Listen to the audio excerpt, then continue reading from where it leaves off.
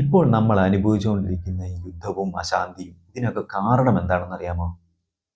ഇപ്പോൾ നമ്മൾ ഈ ലോകത്ത് മുഴുവനും ജീവിച്ചിരിക്കുന്ന മനുഷ്യരുടെ മാതാപിതാക്കളുടെ അറിവില്ലായ്മയാണ്. ആ അറിവില്ലായ്മ എന്ന് പറഞ്ഞാൽ മോശം സംസ്കാരമായിരുന്നു. അതായത് വികൃതമായ സംസ്കാരമായിരുന്നു. മരണത്തെ ഇഷ്ടപ്പെടുകയും കലാപങ്ങളും ദുഃഖങ്ങളും ഉണ്ടാക്കുകയും ചെയ്യുന്ന ഒരു സംസ്കാരത്തിലൂടെയാണ് അവർ മക്കളെ വളർത്തിയത്. അതിൻ്റെ ഫലമാണ് നമ്മളിപ്പോൾ അനുഭവിക്കുന്നത്. ഉറപ്പല്ലേ എൻ്റെ കുഞ്ഞുങ്ങളെ ഞാൻ എങ്ങനെയാണ് വളർത്തേണ്ടത്? ഇതാണ് നമ്മൾ ഓരോരുത്തരെയും ചിന്തിക്കേണ്ടത്.